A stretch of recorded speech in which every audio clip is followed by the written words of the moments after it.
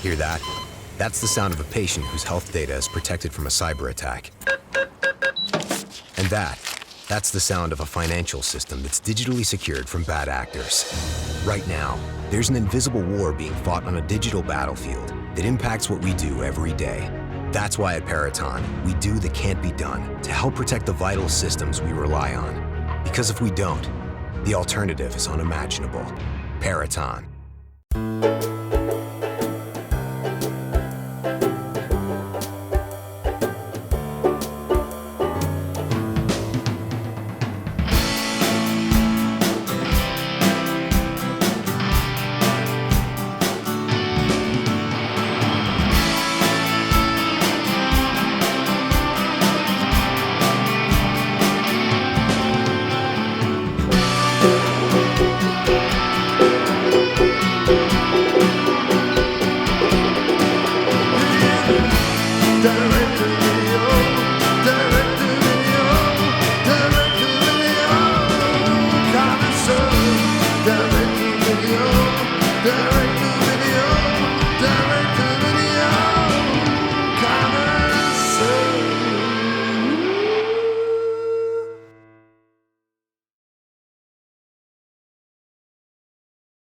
All right, welcome back, everyone. I know it has been a bit of a hiatus, not unintended hiatus. I hadn't planned on taking this much time off, but we are back with the DTV Connoisseur Podcast, and of course, how fitting if we're back after hiatus to have the record-breaking guests of Ty and Brett from Comeuppance Reviews, who've been on more than any other guests before. Wow. Welcome back, guys. Good. Thanks for having us back on. Yeah, thank you. Yeah, I think it's one of those things. I think this happened to me last summer too. I think this happened to the show. Maybe it was I can't remember, but there's always that point where work just gets out of control, or like just things get out. Just like a whole bunch of things that happen. It's sort of like this perfect storm of a tornado of schedules and wackiness. Or life getting in the way, as they say. Right, exactly. It's I guess if it was, if you get like a whole bunch of money from Spotify to do the Joe Rogan podcast kind of thing, I guess you can carve out the time in that case. But yeah, when you're not Joe Rogan, you gotta find the time somehow. Yeah, that's pretty much what you'd.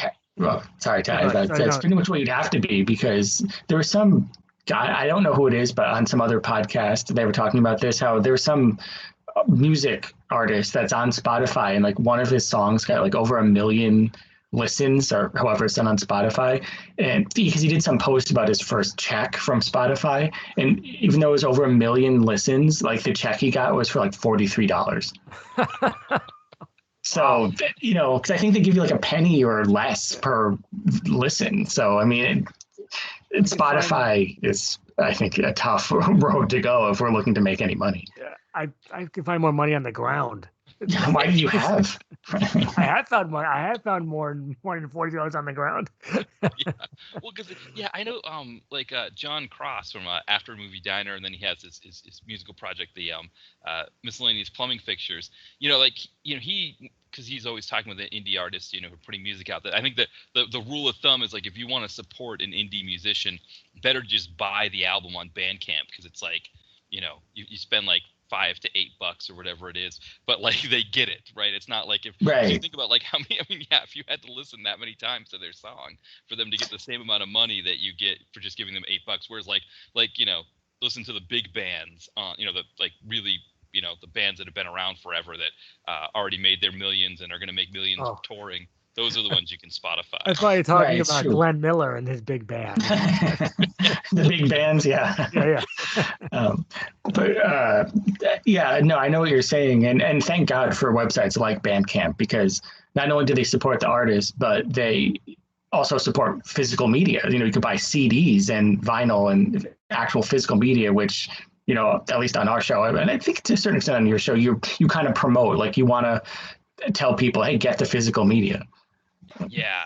I mean, I have to confess, I'm not good about physical media as much anymore. Like, I have like my collection, my wife and I have our collection, but we tend to be like more like we'll rent something than to dig out the DVD and put it in the DVD player sometimes. But by the same token, I think you're right, especially when it comes to like some kind of indie project out there where somebody's really putting something together, whether it's and now I think a lot of times indie projects are on, things like Amazon and things like that. But even then, like, I think it's kind of the same idea. Like if somebody's putting out an independent movie on Amazon, it's better just to rent it for $3 and give them that money, because the amount of money that they make from a Prime stream, it's like almost, I mean, I can't remember. I think this director, Jay Horton, he talks about it. He does a lot of videos on YouTube about being an independent director.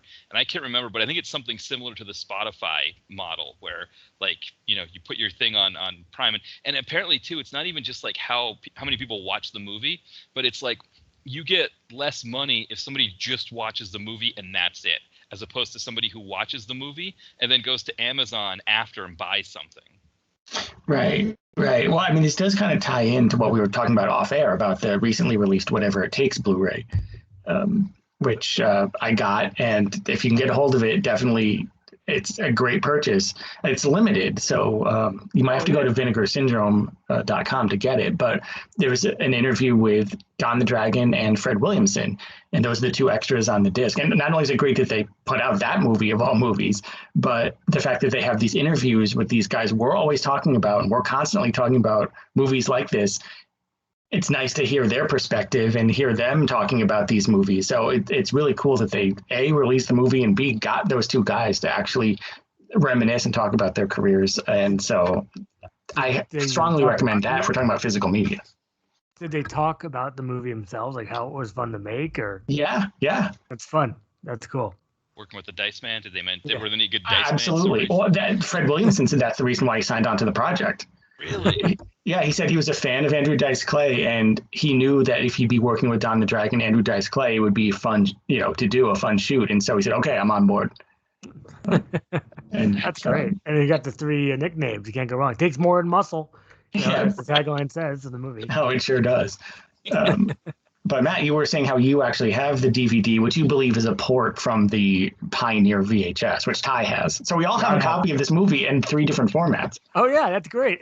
Yeah, well, because I discovered that when you posted the VHS on your Instagram, I was like, oh, I've got that on DVD, that exact thing. And yeah, cause that was kind of a big thing in the 2000s. I remember it was like a lot of low budget movies. They just took directly from the VHS, I think, and just put it right on DVD like that. Oh yeah, a lot of companies did that. A lot of the lower budget companies would do that. DVD now, Right, and the great special features like interactive menus. And scenes, if you're lucky, you get scene selection. Also. Yeah, and it's listed under special features. Oh, it's scene selection. Wow. Oh, wow, you can select the scene. And I like when they name the scenes. So yeah, they don't do that anymore. No, chapter it's 3, like, muscles, everything. Yeah, Dice Man is in trouble. That's the one.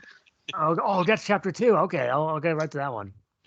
Or if they have like those 2-paragraph biographies of the person, it's just like you would always read those. I always read them, because you never know what like movie they were supposed to shoot but never did. Right, so you can see that for like old Stallone biographies or Bruce Willis.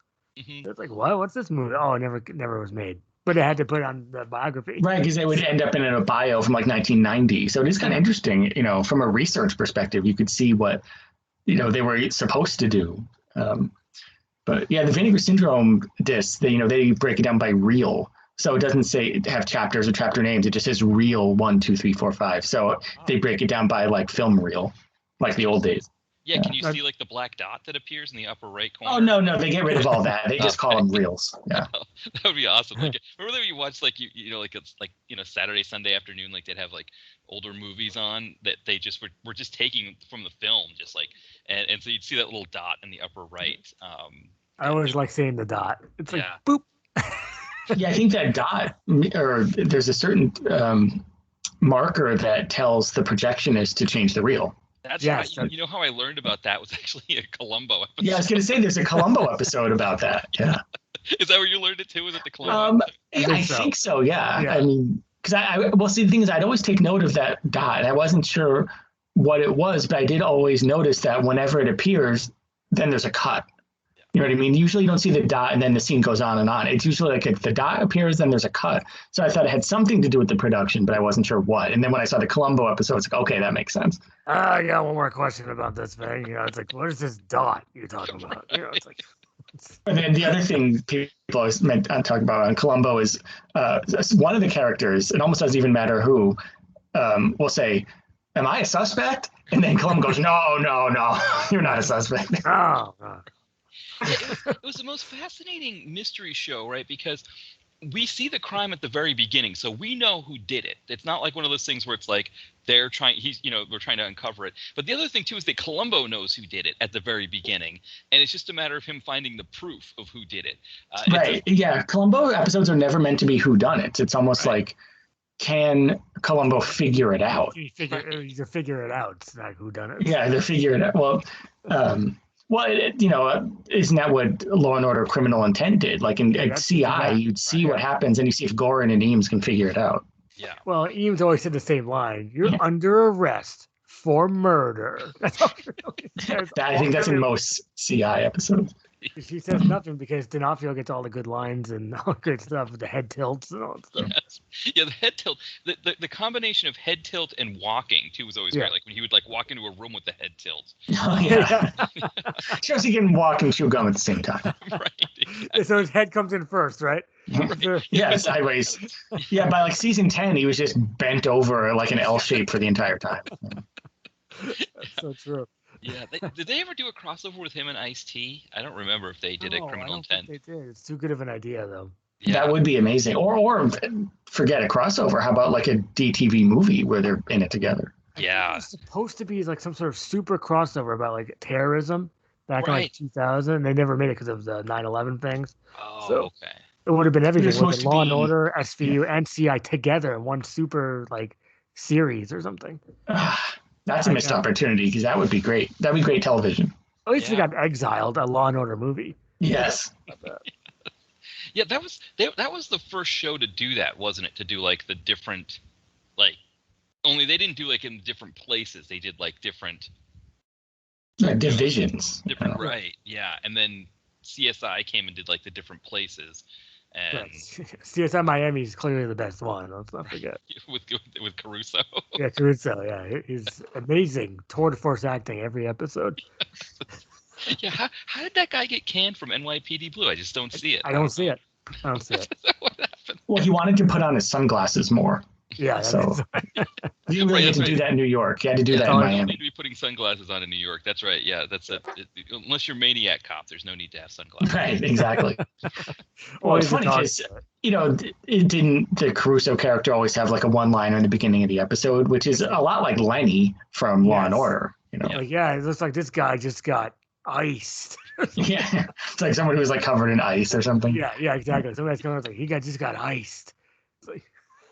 Yeah, Lenny from Law and Order, he might be my favorite out of all the Law and Order things, just because, Jerry Orbach, he was, he always delivered every episode. Yeah, you gotta love Lenny. I mean, he's just so lovable. How can you not like Lenny? You gotta love Lenny Briscoe. You gotta love, what's his name now? Chris Knopf. Chris Knopf, right? Yeah, who ended up doing Mike Logan. Yeah. Wasn't he the one that was exiled, or was that? He was exiled to Staten Island, a place you don't want to be, I guess. They say that a lot. Everyone's like, "Oh, you got to Staten Island? Oh no!" Yeah, we're gonna bus you down to traffic in Long Island or Staten Island. That's the death assignment. They said he was too old, right? Because they always had to be a young cop with him, and they thought Chris Knopf was getting to be too old. Oh, I thought that was why it had to be Benjamin Bratt instead. I thought that's what I heard, was that they wanted to be a young guy with an old guy, and so they thought Chris Knopf was making it too much like two old guys. I guess, I don't know. Speaking of the young and old kind of dichotomy, there's that great scene in that kind of, I'm not sure when the episode was, but it must have been sometime in the early to mid 90s, where Benjamin Bratt's trying to teach Lenny about the internet. Right. It's like, Lenny, this thing is called the internet. It's like, give me my typewriter. Yeah. But it's pretty great. Where he's just like, Lenny, this is the internet. It's it's really great. Yeah.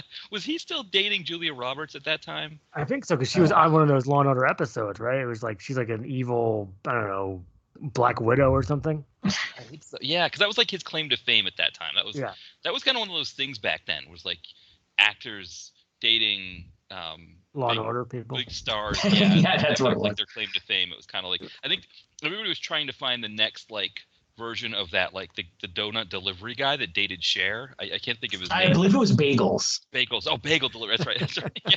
I don't mean to correct the host, but I believe they called him Bagel Boy. That's okay. That's what it was. You're Wow, right. that's a great nickname. Because like didn't I think he drove his car into some paparazzi or something, and it's like, that just doesn't work. Yeah. I'm just trying to deliver the bagels. But, Well, maybe it was Fred from Dunkin' Donuts. Just, right. We didn't know at the time that in the Cher video, he's holding his finger under his nose to cover up his yes, I love that. I think you talked about that before.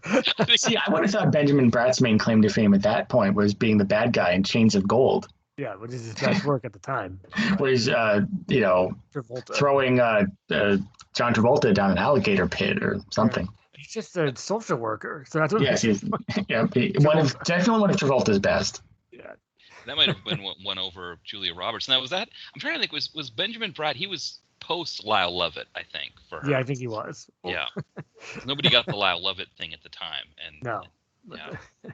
I think he's on my list for certain could be an action star soon. Oh, so. Lyle Lovett, yeah. Yeah. Yeah, he was a great. I mean, yeah. None of it. Like the whole concept of Lyle Lovett, I think, was just difficult for people to understand at that time. And so then you just put him with Julia Roberts, and it just made it. It was all the more befuddling, I think, for everybody.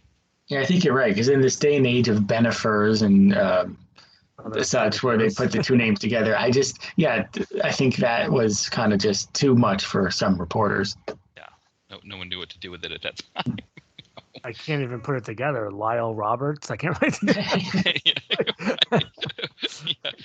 Julia Lovell. Julia Lovett. Lulia? I don't know. John Lovitz. I don't know what's going on. Yeah, John Lovitz. Yeah, that's it. That's a ticket. Yeah, that's a ticket. Yes. I think that would be the Conan O'Brien if they made it, right? It would show. Yeah, if they made it. Yeah. And it would come out as John Lovitz, and that would be there. Well, yeah, I guess we got to talk about a certain person. Right. It didn't take long for us to get off track right off the bat. Right off track. It usually doesn't. Wow. But, Wow. Yeah, I mean, one of the things, of course, was we were planning to do this episode a couple months ago, and so at that time we were going to maybe say a couple words about the late Joe Lara, who died tragically in a plane crash around that time. Just because it was, I think it was a complete shock to all of us, and it wasn't long after we had done the Other Guys podcast, where I think we did mention him. I don't know if he made our lists or if he was an honorable mention. Honorable mention. Yeah. Oh, okay. See, I'm glad you remembered that, because I didn't remember that. But I'm sure we talked about him because, it doesn't take much prompting for us to talk about Joe Lara. I think we're all fans. We gotta love him in Hologram Man. That's Dakota. He was right. He was I think that's one of his best.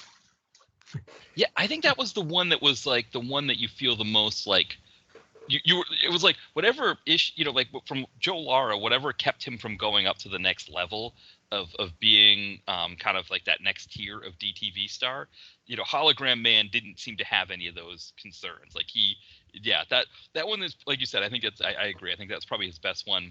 He was an interesting guy because I think for people that listen to this podcast, he is kind of like he's kind of people for us who are like just digging around in the bargain bins and watching a lot of this stuff that he's one of those ones that just sort of floated to the surface after you kind of dug around a bit. Yeah, he's like he's down. He's not onto the dregs, but down in the bottom of the pile. Like, oh, Joe Lara. Okay, let me see what he has. But that's not Joe Lara's fault. That's just like stores and stuff might put his movies. Yeah, you know what I mean. It's FYE or Suncoast would do that. Yeah. Yeah.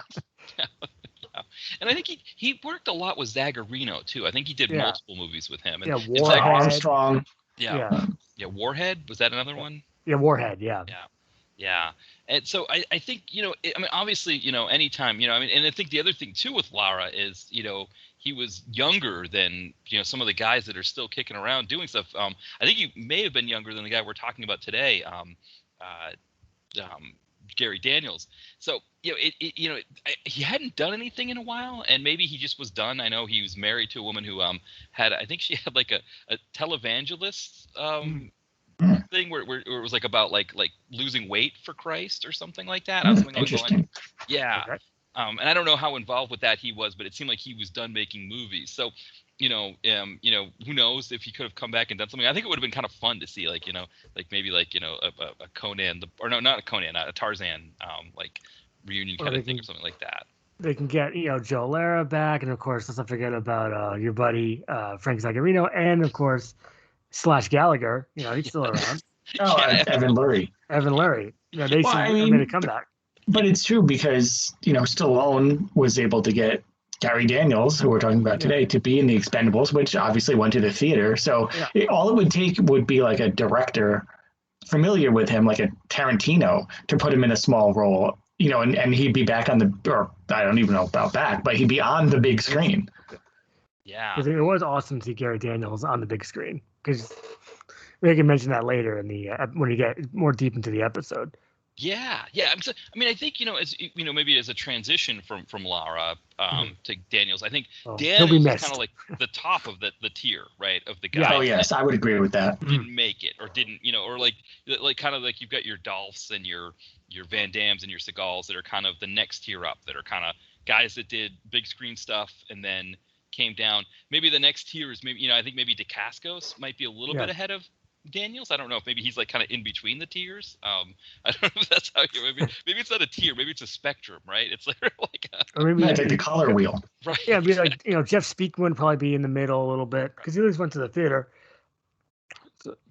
Right, Speakman would kind of represent that sort of going from theater to video sort of transition, because when Perfect Weapon came out, I think the movie studios probably thought, okay, here's a guy that is going to go to the theater, to compete with the other big name action stars of the day, because that was what was big at the time, much more so than today. And so he was just another guy that was going to be in the theater, and just didn't happen to turn out that way, because I think the popularity of action, at least in America, I don't know about other countries, but here, that initial wave of that great time of the late 80s into the early, maybe mid 90s, where action here in the US was at its peak. And let's not forget about Don the Dragon. Obviously, he should be in the hierarchy somewhere. Yeah. So. Well, he did mention in that interview on the Whatever It Takes disc that out of all the movies he made where he was the star, none of them lost money. Well, because he's entertaining, and you only get 80 minutes of kicking. You can't help but enjoy that.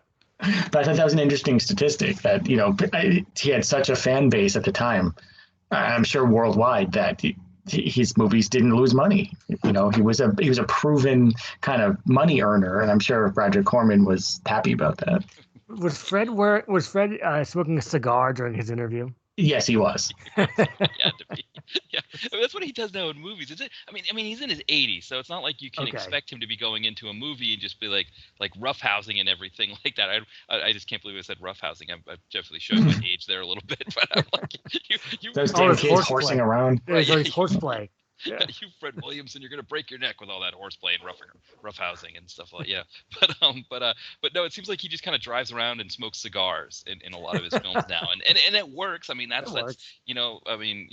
sometimes that's enough to make the movie that he's in, if it's just enough of that. But well, in the interview, he mentioned how he was 82, I think he said, and my jaw dropped. I mean, he does not look 82. He doesn't. In the 30s, yeah, he was born in the 30s. So, I can't believe that. If you saw this, people who watch this interview or any sort of current interview with Fred, you won't believe it. He looks fantastic for his age. He really does.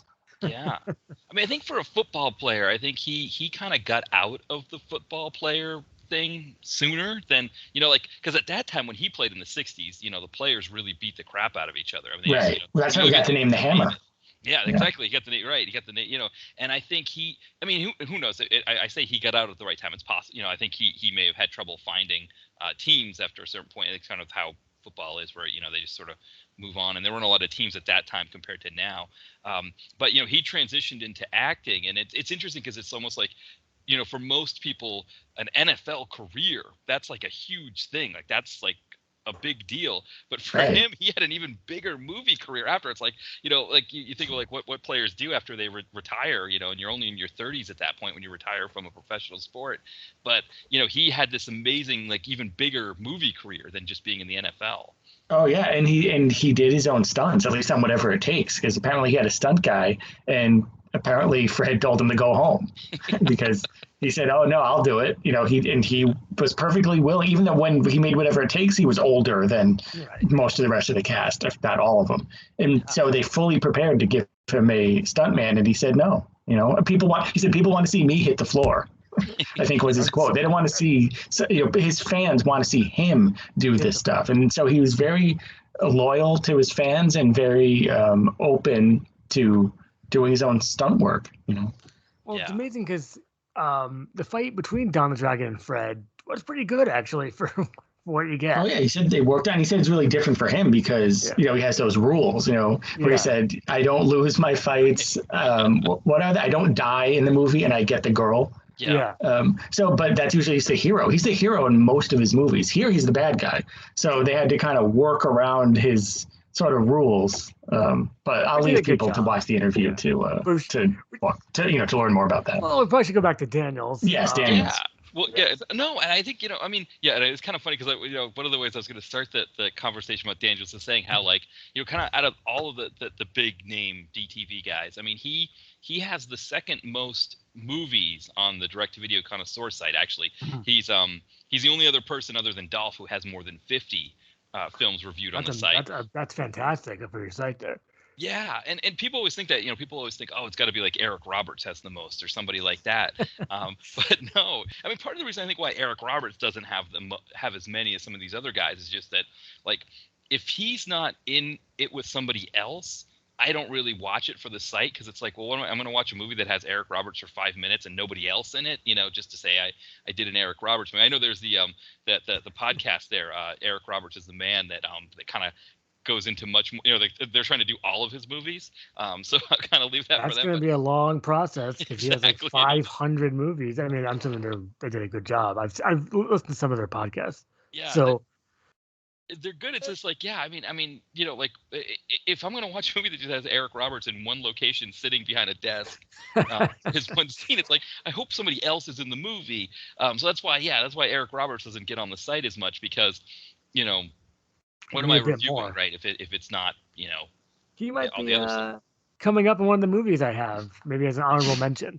I'll try to keep it under wraps. Yeah, well, not only that, I mean, he's in every type of movie you could imagine. He's not just in action movies. He's in all kinds of movies. So you'd have to be kind of discerning as to the genre of Eric Roberts' movie. Right, and I tend to do more action here on the site. I think it's kind of one of those things. I think I had never intended the site to be about action. I know we were talking about the erotic thrillers that were big in the '90s for DTV. I was expecting to do more of those. I was expecting to do more comedy because we used to, my friends and I used to always rent DTV comedy, for like sleepover nights and things like that. So I was expecting more of that, but it seems like I think action seems to be the area where fans seem to, people, I don't know what it is, but I think there's a bigger audience for DTV action than any of the other ones because if it's done low budget for action, there's still like a fun to it. Whereas if horror is done low budget, a lot of times people just look at it like, oh man, I don't like those special effects or whatever. Sci-fi, it's like, oh yeah, I'd rather watch something that's much more, thought provoking or whatever. I don't know what, whereas like action, it's like, oh, John Motz is like just, trashed a table. That's fantastic. Or you just picked up a refrigerator, this is amazing. And so I don't know, maybe that's well, and I do think, and the other thing is that there are a lot of websites and podcasts devoted to horror and other genre fare. There's relatively few about action. There are some. I mean, there's you, there's us, there's others, but compared to horror and other genre, there's not as many. So I think people are probably hungry for any sort of material about action because there's relatively less of it, I think. So we're trying to fit the bill, we're all trying to fit it. Yeah. And I think that's maybe where Daniels comes in for us because he is kind of one of those guys that's, you like you said, it was great to see him on the big screen in The Expendables, but he's kind of like one of those guys that really you only know if you're in the DTV action world. Right, that's a good point. Yep. Yeah, I think, well, let me ask you this. Like, out of all the people that went to go see The Expendables in the theater, what percentage, if you just give me a number, do you think... both of us? Well, no, well, yeah, I'll ask both of you this question. I'll ask Matt first. Yeah. Out of all the people that went to go see Expendables in the theater, how many in terms of percentage do you think were happy and excited and knowledgeable and cognizant of the fact that Gary Daniels was there amongst everybody else? Yeah, that's hard to say. A good percent, I mean, it could be maybe 25%, and maybe that's being generous, but I feel like maybe because when the Expendables came out, I mean, actually, no, you make a great point. Maybe it's a lower percentage because I think Expendables attracted more people that didn't go the DTV route like we did. There were a lot of action fans who just stayed big budget action fans that started moving into things like, Fast and Furious or Marvel movies or whatever. And I think those people were not going to see Daniel. So I think you're right, because that movie did better than people thought it was going to do. I think we thought it was just going to be us DTV guys that were, going to watch it. So yeah, maybe like 10 to 15%, maybe just closer. All right, Ty, what do you think? I would actually agree with that because the big scene of the movie for me was when you had Eric Roberts, Stone Cold, Gary Daniels, and Dolph all in one scene. Yes. So, and you know what I said, Brett? When I could just, I could stop. I could just stop living. That's just, I think to us, before the Expendables came out, we were saying, it has all these people, of course, the cast is amazing, and it has Gary Daniels. Yes. I remember we were talking about that. It's like we finally get to see Gary Daniels on the big screen. I remember having that conversation. And he had a decent role, and it was when you see him in the credits, that thing was so great. It's like Gary Daniels. It's like you only see him on your small screen. Right. So, I mean, at least for us as the, kind of dyed-in-the-wool action fans, that was not just something that washed over us. It was a draw to the movie. Yeah, so it showed they actually cared. Like, instead of just getting the big names that you'd expect, Stallone actually took the time and, had the wherewithal to kind of throw us a bone, get someone like Daniels. I like what you do. And Rico, it's a good movie. Okay, well, I'm sure we'll get to that. But if you know what I said, it's like I like Recoil. It's a good movie. Oh, thank you for translating that from Stallone to English. Right, that's the problem with us being an audio-only podcast. We don't have subtitles, so we can't. Yeah.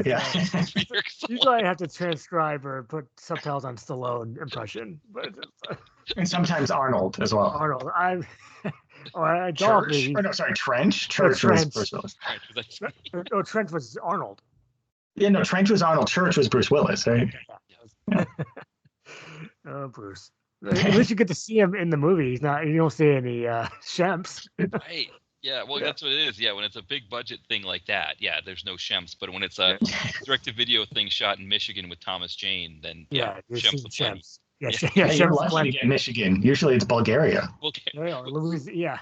Wait, Shemps aplenty. That could be maybe an upcoming idea. I like that. Shemps aplenty. Yeah, we could go with that. Yeah, that is a good idea.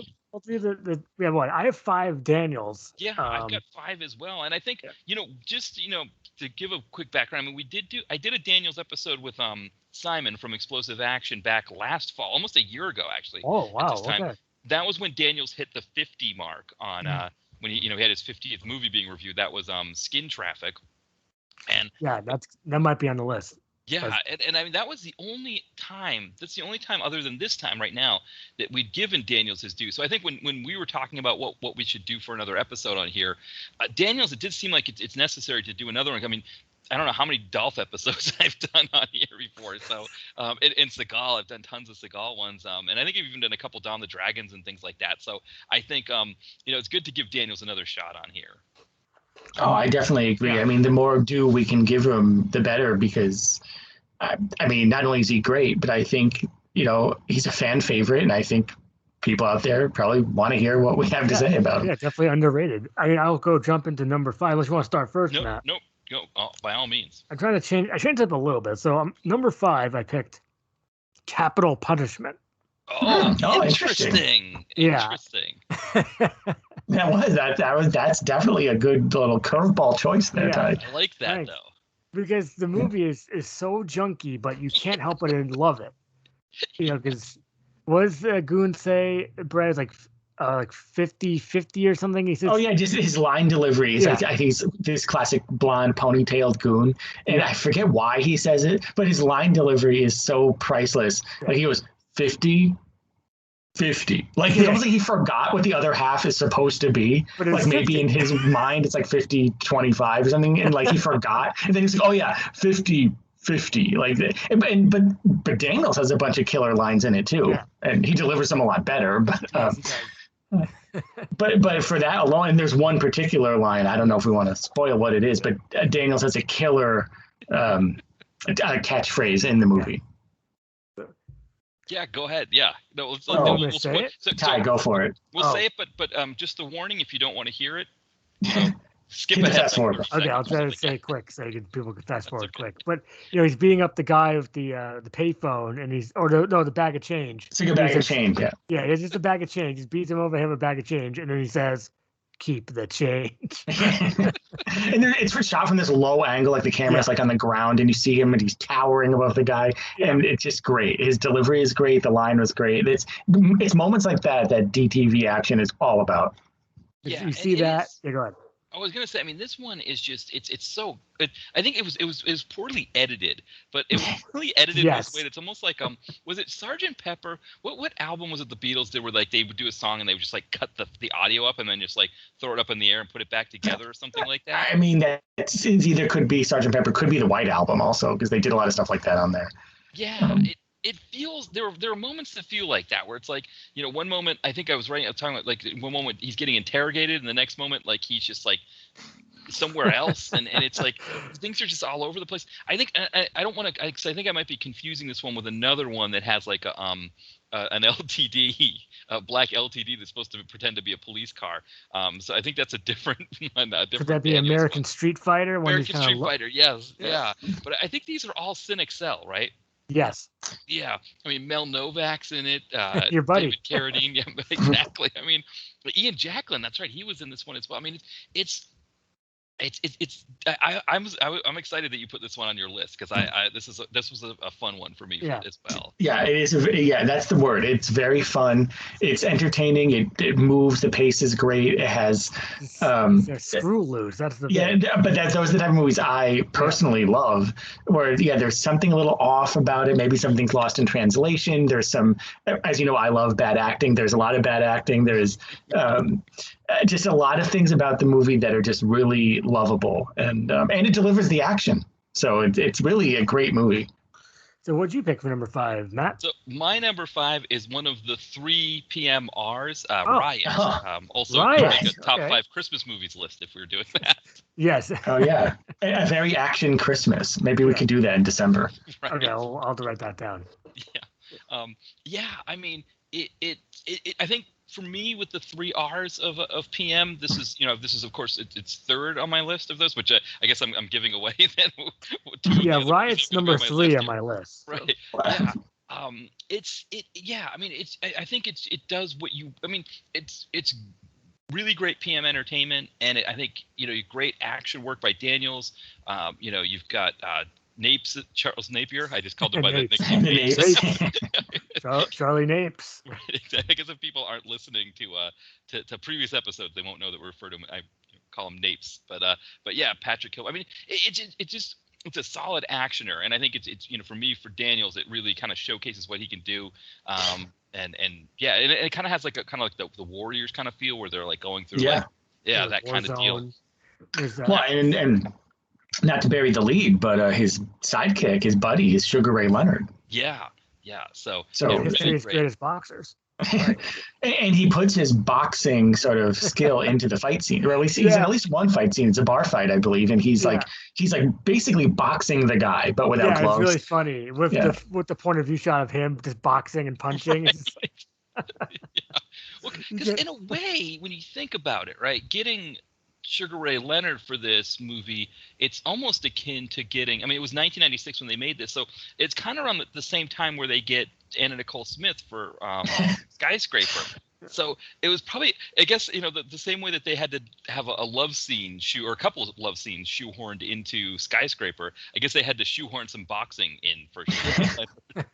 Well, I thought you were going to say it was a golden time for, I won't say stunt casting, but let's just say interesting casting. Yeah. Like, in the DTV world, you could do that. You could say, hey, we'll get Anna Nicole Smith, we'll get Sugar Ray Leonard. I don't know if a big budget Hollywood movie would be willing to take that sort of risk. Well, look at Tanya Harding. There's that movie. Was it like Breakaway or something like that?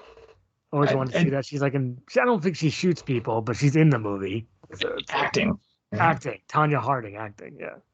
Yeah, especially the 90s. It seems like it's the problem nowadays, right? Is that because there are so few films that make it to the theater. I mean, maybe that's changing after what's happened the past year, but with so few films making to the theater, a lot of big names do DTV stuff. So then it's like there's no point like of the novelty of having like a Tanya Harding or Sugar Ray Leonard and Nicole Smith in your movie, because you've got Bruce Willis in the movie and then his fake Shemps for the rest of the time. But it's like, Bruce Willis, I've heard of him. Sugar Ray Leonard, that's a bit odd. I don't know. Yeah, I can't do that. But back in the video store days, it's like, Sugar Ray Leonard, that's interesting. I'm going to take a chance. Right. I think people were more open-minded probably back then. I mean, maybe people are hungry for this sort of thing now. They're just not doing it. But I think people were open-minded back then. And, they browse to their video store and they pick up Point Doom and they go, oh, Sebastian Bach? Okay. Yeah. Yeah, right. Right. Because the makers of whatever it takes. Yeah, I mean, that was a lot of how movies were rented back then. I mean, people talk about like, oh, if it's a really cool cover, and I think that is part of it. The cool cover was part of it, but the name on the cover was I guess not just the name on the cover. Actually, probably more important is the name on the TV guide, right? When you're in the TV guide looking through something and you see Riot and you see, Gary Daniels, like, well, I don't know who Gary Daniels is, but I know who Sugar Ray Leonard is. That's interesting. And it's like, oh, I'll check this movie out. It's right. That's true. It could act as a sort of gateway. Yeah, the scrolling guide, the preview channel. Yeah. And if you don't miss it, you'll see it. So then you have to wait until it comes back around. It's like, and then it goes away because it's like the end of the movie. Like, oh, I missed it. It's like, and then, but while you're waiting, you get to watch some great trailers for Hologram Man, Galaxis, and other movies. That's what I used to show a lot about Virtuosity, which is the best movie of all time. I'm not even kidding. Well, I know you're Mr. Virtuosity, but yeah, I know. But Riot, as you said, it's part of the 3 R's. Yeah. It's not reading, writing, arithmetic, but I guess I'll fill in the rest of that sentence later. Yeah. Right, we'll fill the rest of them later. I like that. Yeah, exactly. Two of them are wrong. That's the thing. As you said. Well, that's what's funny about the 3 R's. Yeah. Great education system we got there, as they say. Right. In this case, they are actually all R's, and not yes. in this case. There's no W's. I guess technically you could spell right with a W if you wanted to, but it's not spelled that way. So yeah, we're good. When you say they're all R's, they're also all R's, O-U-R-S, because there are choices in our movies. Hey, good point. Sweet. It's all coming back. I mean, right? Yeah, that's my number 3 pick.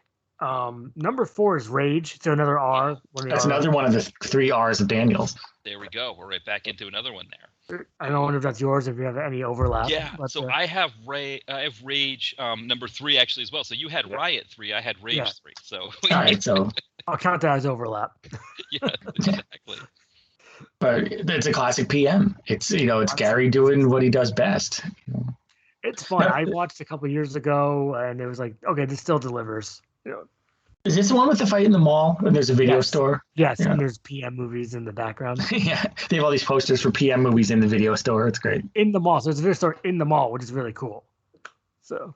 Yeah, also has Mark Metcalf, of course, from the Twisted. He was from he's in Animal House is probably bigger, but the Twisted Sister commercial. So it's like the entire movie. Every time like he shows up in the movie, I'm just like, is that a Twisted Sister pin on your lapel? Yeah, you think he's gonna ask Gary Daniels what he wants to do with his life? Right, exactly. You're right. Who always loves that? I bet he doesn't. I bet he does not get sick of that. Exactly. Yeah, I for me, yeah, I think this again, of course I had it a little higher than you did, but I don't think you can ever go wrong with the 3 R's for PM Daniels. It's another one that just delivers. And I think, this one or Riot, it's like, there's a sense when you're watching this of like, man, this guy's really good. Like, that's what we were saying when we were watching, this guy's really talented. Yeah. So. Because he doesn't just, deliver the action goods, which of course he does, but like probably far more than most. But his acting is really good in the movie too. Yeah, he's likable. See, it's all about being likable. Yeah, we always say likable because to paraphrase the back of the box for Under the Gun with Richard Norton. Likeable action star Richard Norton. I think it actually says on the back of the box. I think that could apply to both Richard Norton and Gary Daniels. There's something likable about his presence. He doesn't even have to do anything really. You just like him.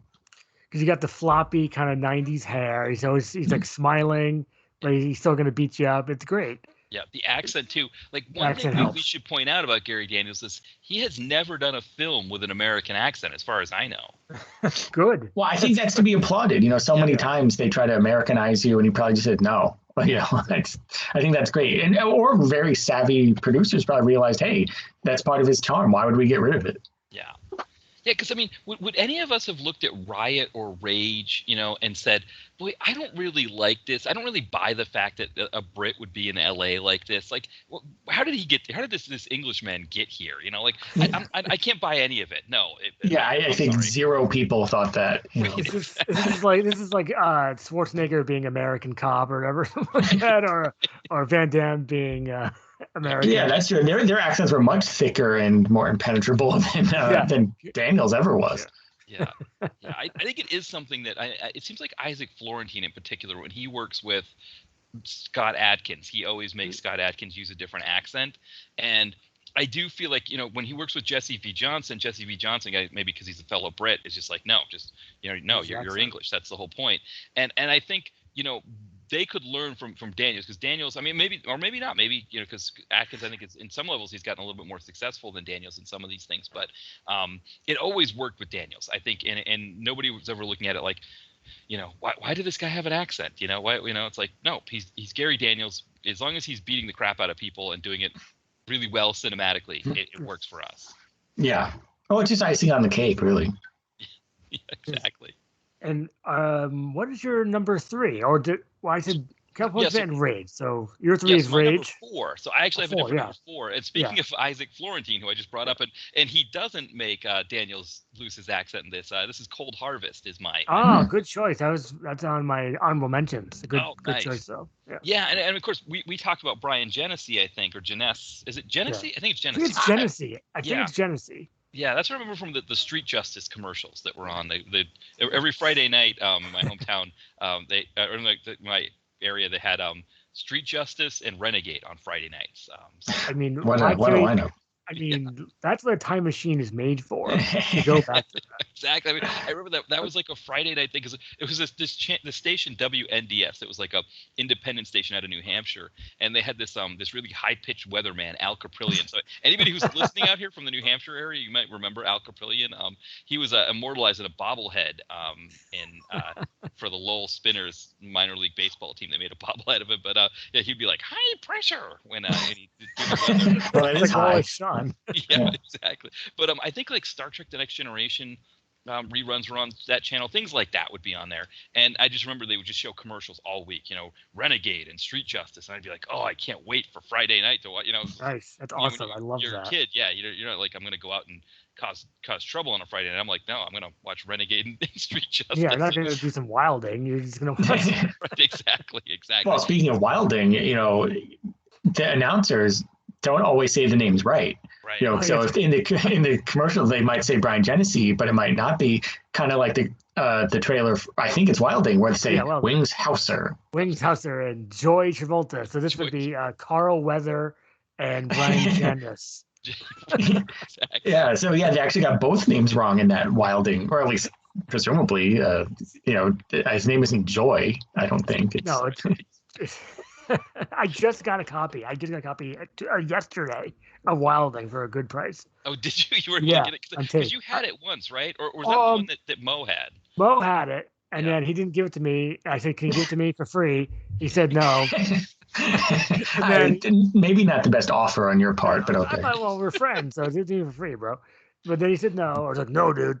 And then I found my own just recently. So the thing about going back in time, though, to watch Street Justice and Renegade, that's more fun. See, everyone talks about killing a certain mustachioed dictator when he's a baby. We won't say who. But see, it could be any of them. Just go watch Street Justice and Renegade. That's way more fun. It's funny because somebody was talking about how, when Back to the Future, when McFly goes back to the to the 50s, how it's different from the 80s, but it's not so different from the 80s. But like if a kid from from 2020 goes back to like the early 90s, they'd be like, well, how do you use a phone book? How do you use a rotary phone if you had to deal with a rotary, or use a payphone or something like that, like things like that. And so it is kind of funny to think like, if you send a kid back in time to be able to do, Street Justice and Renegade on a Friday night, they might be completely lost in the 90s, like on Lost in the 90s. That could be the title of the movie. That sounds like a podcast. We have to log this one. We're actually logging an idea in real time on the podcast for the No Subject episode. Well, there's that. Also, we have a very action Christmas idea. Exactly. Yeah, we're definitely, and I may have an honorable mention for the Christmas one actually. Okay, great. We're coming up here. But I don't know if there's more you want to say about Cold Harvest. I think it's an underrated movie. I think because it has the classic Isaac Florentine noises. You can't help but enjoy that, and Barbara Crampton, and it's fun. Yeah. So. I think it might be one of the best. I think Genesee, and a lot of times when you see names on the cover like Daniels and Genesee, the way the movie is carried out, you don't get to. It's not fulfilled. Like those names being on the cover for whatever reason. I don't want to say like they don't deliver, because it's not always their fault that the movie doesn't work out the way that it shows the two of them. But this was one where it really delivered on those two names being on the cover, which I thought was really good too. Yeah. I gotta find a copy. I've been having trouble finding a copy for years. Yeah. So. Yeah. I don't remember how No, I never had a copy. I think I'm trying to remember how I ended up watching it. It may have been one that I downloaded. Might have been how I got it. 'Cause I don't remember. No, it may have been on like the YouTube? Early YouTube or old Netflix disc. Oh, it might have been a Netflix one. Yeah. I'm looking at the pictures on IMDb, and the cover looks very much like the one. It looks very much like it would have been an old Netflix disc. So I think that might have been how I did that one. Yeah, well, that's a good choice. And, that's a really good choice. I think people should watch that more. People forget about Cold Harvest, I think. It's a good choice. Well, because the title, it doesn't, it sounds like it would be like a drama with like Barbara Hershey or something. It doesn't sound like, it doesn't necessarily sound like an action movie off the bat, just if you just heard the title. Right. Alan Rickman and Barbara Hershey and Cold Harvest. It's just like, they're like sitting around a Thanksgiving table. They don't have any food. And it's like they're poor. Well, I can totally see this. Yeah, I get to see this. It's definitely wintry. It's like it all looks sad. So. Right. The big house, like barn-like house with a wagon wheel leaning up. Yeah, exactly. Like I can't do an Alan Rickman impression, but Mr. Potter, I don't have any food. It's like Mr. Hershey or Mrs. Hershey. I don't know. Again, it's getting a little ridiculous here. So it's like, but I get but you watch it with with like The Remains of the Day or Shadowlands or Shadow. Some movie like that. Those are nice sleeping pills. I'm assuming. Or maybe it could be a delightful comedy like Cold Comfort Farm. Never seen that one. It's a delightful comedy for all ages. I don't remember. I think I have actually seen it, but when it came out on video at the time, so my memory is very fuzzy. Or what Remains of the Day? I mean, I'm assuming these merchant items. I think I've seen that too. Remains of the Day. That's the one with Anthony Hopkins, right? It's based on the novel. I think I started that because it had Christopher Reeves in it as the ugly American character. And so I think that's bad casting because he was a real hunk. So exactly, exactly. Right, he was meant to be like the hunky, but that he was supposed to be like brash and loud. Didn't understand English traditions, right? That Stevens was Anthony Hopkins was so keen on. I've never seen it because I can sleep at a later time. I just need to watch it. So that's why I didn't finish it. Actually, I think I started because my wife has seen it, and I think we were going to watch it together. And one of us fell asleep, I think, and we just turned it off. I think that's actually what happened. Remains of the Day, more like Rest of the Night. Yeah. We can just end it there. We can just stop. Well, I think both of our number threes were already so your number was Riot and mine was Rage. Yeah, there was like a switcheroo, There, yeah. So what was your number two, Ty? Okay, I have Blood Moon. No way. Oh. Number two as well. So we can. Yeah, hey, we get it. We got the overlap. Yeah. Yes, overlap. Yes. And the VHS has a lenticular cover. Yes. So it's half Daniels and half Darren Chevalier. Darren Chevalier, who also passed away not that long ago. Yeah, a couple of years ago, very young, like 43, I think. Did he die on like running or something? Like just kind of keeled over, right? Yeah, he had a heart attack. Yeah, it was very sad. Yeah, it is. He was great as the bad guy in this, and he was great in everything he did.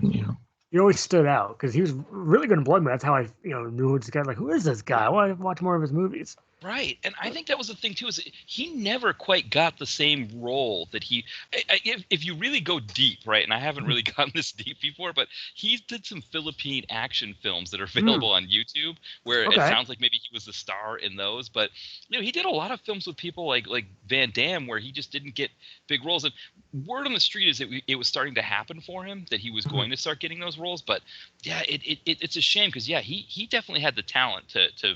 I mean, I'm looking at the IMDb, and he doesn't even make the top three names. It's Gary Daniels, Chuck Jeffries, and Frank Gorshin are the top three. Oh, classic Gorshin, classic Gorsh. Exactly. I mean, I guess I kind of get that part. Like, I mean, I guess Chuck Jeffries was the co-star, so I guess I get that. And if you have any alums from the old Batman show, I guess they Shalom should at least number 4 on the cast list. He's number not. 4. Yeah, it's interesting. But Gorshin should be number 1, obviously. Ahead of Gary Daniels. Yes, Gorshin. He'd be on the lenticular cover. Yes, yeah, it's half Gorshin, half Chevalier, right? Or no, half Gorshin, half Daniels. I was thinking. Daniels, yeah. It's like Daniels. Hey, wait, Gorshin? What's going on there? They could have made a limited edition where they, did some with half Gorshin, half Daniels. I would buy that. I actually would get rid of my old copy and get the Gorshin copy. Well, you can have both, right? You can be like, copies. Right. I remember somebody I saw online one time was collecting copies of Jerry Maguire. Oh yes. I never get that. I just don't understand that obsession. Right. Like the movie is very bad. It sucks. It's very irritating. I don't think it's about the movie. I think it's just some sort of hipster or something. Right, like just having like 30 copies of VHS of that. And I mean, the thing that I don't get is like anytime I go to like a used bookstore or something, I see like 10. So what makes you decide to just get one of the 10 instead of just all 10 and have 40? Which is kind of funny. Like, I'm gonna buy all 10 copies of Jerry Maguire. It's like, I guess it's funny, but it's still kind of ridiculous. I think the joke's gone a bit too far at this point. Yeah, for sure. There's a whole room in his house devoted to all these Jerry Maguire copies. Has he ever actually watched the movie? Because if he has, he'll just get rid of all of them. It's just like, oh wow, this is actually pretty bad. It's like that kid is so irritating. Oh, your head's a football or something. I don't know if you've ever seen Jerry Maguire, but I've never seen it actually. You're missing nothing. Yeah, I think the worst part about it was the little kid because every romantic comedy that came after for like a good 10 to 15 years had to have some kind of precocious little kid that said cute things in it. And I remember, I think I watched The Blind Side because I wanted to see why, because I'd heard the actual story behind The Blind Side, like ESPN did a documentary on the person it was based on. And of course, that's one of those situations where the documentary is really compelling because it's actual people involved, whereas like the Hollywood version where it's all like, glamorized and everything. And they had added this kid into the movie to make it more Jerry Maguire-y. And I was no. Yeah, there's a scene where they're rapping. They're doing like I think Sandy's rapping. I think they were doing like Bust a Move or something. No, Sandra Bullock wasn't. No, it was the kid. Okay. And then the other guy were doing. And there's a car accident, and I was like, man, I don't think I've ever rooted for a car accident to happen in a movie. And that counts all the PM movies that I watch where did it flip over to a super flip? It was like so abrupt. I was like, oh, thank you. I needed that. I needed that car accident to rip that scene apart because I couldn't handle that. Thank you. I just like. So yeah, Blood Moon. I mean, I remember watching this for the first time. Like, this is really cool. I mean, this actually stands out as a top Daniels. Did you rent it from the video store back in the day, or did you watch it like later for the site? Yeah, I did it for the site. I want to say I should look at the review. I almost want to say Kenner told me to get. No, I don't have his name on it. Usually I would say like Ketter from Movies in the Attic told me to watch this, but no. No, it was this person, elementary beatbox operator who. I've seen him around in your comments. Yes, he was like you should check out Blood Moon and White Tiger. Yeah, those are good. Yeah, and I was just like, wow, let's check out Blood Moon, and so that was what got me, and I got it from Netflix, and then I think it was the other thing too, is one of those Netflix movies where they tell you it's not available and you're never going to get it, and then suddenly it just shows up on your like oh, this is shipping today, it's coming from Gaithersburg, Maryland. Oh yeah, shipping today. That's what I used to say. Right. I forget about that. Yeah. But you remember that you'd have like the what would it be, like the saved queue or something like that? Yeah. Which we still kind of have on to some. See, remember the Friends function? That's something they got rid of, where you have your Netflix friends. It was more like social media type thing. Oh, I do. Like, and you can see other people's cues. Like, that's a privacy concern. It's like, but it's a good idea. I get why they did it, because then you could say, hey, I want that on my queue. And then, you get ideas for stuff to put on your queue. That's happened with the Friends feature, I remember. I guess that's how Letterboxd works now, right? It's like you can be like, oh, I need a movie with an exploding helicopter. I'll go to the exploding helicopter list and see There's hundreds the hundreds of movies in there, and see if there's one I haven't seen before that's available or something. But that's kind of like the thing. It's like you log into to Letterboxd, and it's like, oh, here's what people just watched, and I guess that's kind of the same idea. The thing I really liked about Blood Moon is that all the fights are very like, Hong Kong martial arts, every single one of them. And they all were perfectly delivered. Yeah. And this is kind of a horror bent to the movie. Yeah, right? Especially the beginning. Well, you have a good memory. Yeah. Yeah. Oh, go ahead.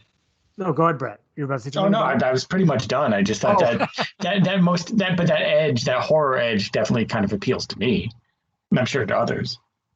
Yeah, definitely a standout one. And I guess I only have one more left. Yeah, me too. Which I guess if people who I guess one thing too is, I guess if people listen to our PM entertainment list, they'd probably know what's coming here too. But at the very least, if you've already been able to eliminate the first two R's. I wonder what the last one is. And what the last one is for both of us, I guess. Yeah. We both picked the same one. I knew we were going to have some overlap. I wasn't sure. I thought when we both picked, we had Rage and Riot flipped. Yeah. I was thinking like, okay, well maybe we both don't have Recoil as number one, but nope, and we do. Yeah. Because that one just beyond delivers the goods. It's just Gary Daniels out for revenge. You love it for 90 minutes, and then unfortunately it ends. Yeah. But it's just like. Yeah, that's a good point, because how many even good direct-to-video movies, it's like if they go over 90 minutes, you're like, oh, this is bad. Or if you see 100 minutes on there, I think I could have handled 100 minutes of Recoil. I think, very, very seldom would I say that about a movie, but this movie was that. But see, that's what makes it good. Maybe we wouldn't think it's as good if it was longer. It's part of why it's good is because it's the length that it is. But yeah, you're in, you're out, it delivers the goods 100%. It's just, this is everything direct-to-video action movies should be. Because that stunt with the bridge where he just jumps off, I mean, how did he even do that? Yeah. And he said, because so the way the movie worked was it was directed by Art Camacho, but then action directed by Spiro Razatos. And I guess like for PM, like Spiro Razatos was really good. I mean, like I think Camacho was bigger with the martial arts part of it. Like that was kind of more what he. And then I think with the way PM was like, well, if you want to try your hand at directing, yeah, by all means do that too.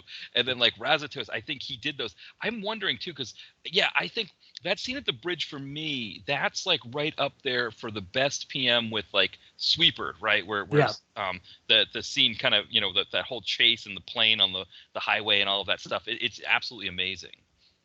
It is, and Last Man Standing with some of the amazing work in that movie. Which you talk about all the time, and our podcast, your podcast, you talk about Last Man Standing every time. So I won't repeat it again. But it was the golden age of PM, and certainly Recoil, the 3 R's, Rage, Riot, and Recoil, are all definitely part of that. You read the history of the PM thing, right, Brett? Oh yes. Yeah. So I wish that could be like a real, I know it's a history online, but it could be a book or it could be like a documentary. Or a documentary. You know, it would be like not quite Hollywood or the canon ones made by the Australian crew. Like it could be something like that. It could be like the story of PM. That'd be great. Yeah. I mean, it's interesting because I'm, looking at his IMDb bio here, because we're talking about the 3 R's. He does them kind of right in a row. Like he does Rage in 95, Riot in 96, and Recoil in 98. And Blood Moon is right in there in 97. But it's interesting because he, Fist of the North Star, I think, is the movie that he thought was going to be his big budget, big screen thing that was going to push him out there. And when that movie didn't really come out the way everyone was expecting, and it didn't do what everybody was expecting it to do, I think you look at it, it's like after that, it's like when a lot of his best stuff is, because we think of, I mean, Heat Seeker, of course, that one didn't do so. That was the Albert Pyun movie. I haven't seen that one. I think I don't remember if I think that was the one that I was like iffy on. I think it's the one where I think Albert Pyun was trying to do like kind of like some stuff where it was like, he was trying to play with the idea of the tournament movie. And like Enter the Dragon and things like that, and this idea that like in the future people are getting cybernetic implants to fight better. I think that was Heat Seeker. It's a good idea. There's also Firepower, right? Firepower. I didn't mention that one. That could be an honorable mention. Because James Hellwig. Sledge. Yeah, it's interesting, like that period. Yeah, like he Daniels really. I mean, because we were talking about how like there's really no one like Martini having like 10 years where it's just like every movie was fun and worth watching. But it's interesting with Daniels because it's like he has that period of just a few years in the late 90s between like 95 and 98 where he puts out these really great movies that are just fantastic. I mean, yes, there's some duds in there. Pocket Ninjas, probably I think that's the one where Robert Zadar has comedic scenes in it. So that's maybe not so much. And then Hawk's Vengeance, I think, was the one where it was supposed to be like the fourth Snake Eater movie. Snake Eater, that was not good. Yeah, it wasn't very good either. But they all be perfect. Yeah, they can't all be winners, as we always say. But then there'll be movies like what's it, American Street Fighter, where the little kid says, "You're no Ninja Turtle." Yeah. Yeah, that movie to me is like the American Street Fighter is, because I mean that's like you're kind of getting early, right? You're like not quite to like the really great like Daniel stuff. Like he hasn't quite hit his stride. Right. Yeah. Post Fist of the North Star. But what's great about American Street Fighter is that that's like another one of those movies where it's just like kind of just like same with with Capital Punishment, where it's just like they just throw everything into that movie, and it's just it's kind of like the best of like what we like about DTV action. Yeah, and that's kind of like the era where there was he had long hair, usually a lot of times in a ponytail. And a lot of acid wash jeans, and then or American Star pants or something like that. Yeah, well, because in the early part, he'd pop up in small roles in a lot of PM movies, like like he's like, oh look, there's where he's just kind of like one of the fighters in the ring. It's like, oh look, it's Gary Daniels. It's kind of fun to spot him because before he became what he was, obviously he had these smaller roles, and now when you go back, you can kind of spot him. Well, let's not forget about those movies in the Philippines. Final Reprisal. Secret of King Mahi, yeah. Those are two of my honorable mentions that I think are just like, I think for people that you can find them on YouTube, and I just think they're really, really fun movies. I think we have to thank Simon Miller for tracking down from Tools of Action, for tracking down Secret of Mahi's Island, because that was a big holy grail one for us. I remember, I remember, yeah, like we just look at his IMDb bio, and you'd see all these other movies, and you're like, when are we going to see Secret of King Mahi's Island? Like, where are we going to find that one? We've had that conversation at least 15, 25 times. Yeah. So wow, that many times. Wow. I know. People love number jokes, They sure do. But, I mean, I think, I think Recoil is that. I mean, I don't remember. Did we both have that for our number one PM flick, or did you guys have another one for PM? Oh, I'm trying to remember. That might be if it wasn't that, it might have been. It might have been last, or possibly the Sweeper, because there was. Yeah. Oh, I think you did have the Sweeper, because I think I had Sweeper too. Yeah, because that holds a special place. Oh, maybe. Well, Zero Tolerance is a good one too, but we talked about that already. Oh, that's right. Zero Tolerance was on. Yeah, that Mick Fleetwood. Yeah, so, when Mick Fleetwood dies, that might be. That was awesome. He's really passed away in real life, but. Oh well, sorry, but before. Yeah. That might be one of the best deaths in a PM movie. I mean, PM had really great deaths, but I think, I mean, just the way he just goes into that casino and just right between the eyes. There you go. And then he blows up every single car in Las Vegas, then leaves. Well, again, that's like another one of these great casting moments where, Mick Fleetwood. It's right. Spoiler alert: he does pass away in the movie, but I guess we already said that. So. Yeah, no, it's. I think even though the spoiler alert on that one, I think because we can't describe it in a way that does it justice. I think that's the thing. That's so it's not possible for us to really spoil it. You kind of have a hunch when you watch the movie that Mick Fleetwood's not long for this world. That pretty much everybody that crosses Robert Patrick is not long for this world. Well, he has zero tolerance. He has zero tolerance. It's like, what a title. And that delivered on the zero tolerance of these criminals, especially Mick Fleetwood. Yes. All right, so we were in agreement. We're agreement on our number one, so that was pretty cool. So I guess now we're into the honorable mention. I only have one because you already mentioned it, which is Cold Harvest. But no, I have one more, which is Skin Traffic. Oh, yes. Yeah. There's something about that. It was just like pure fun. And you got Eric Roberts in more than one scene and out of his office. Right. That was the joke, right? Was that he had to take a plane home anyway, so why not do a scene in the airplane hangar? As well? It's like, all right, Eric Roberts is. I can't believe it. But that is a newer one. And it shows that Daniels' glory wasn't just in the 90s. He's continued to make stuff throughout the years up till today.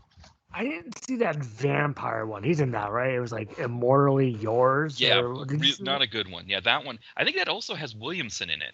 But yeah, that one didn't do so hot. But for sure, I think Skin Traffic. I didn't have it as one of my honorable mentions, but I think when looking at Daniels, like, I think one of the things nowadays with a lot of modern, with a lot of DTV guys is that nowadays they just kind of do mail it in type roles.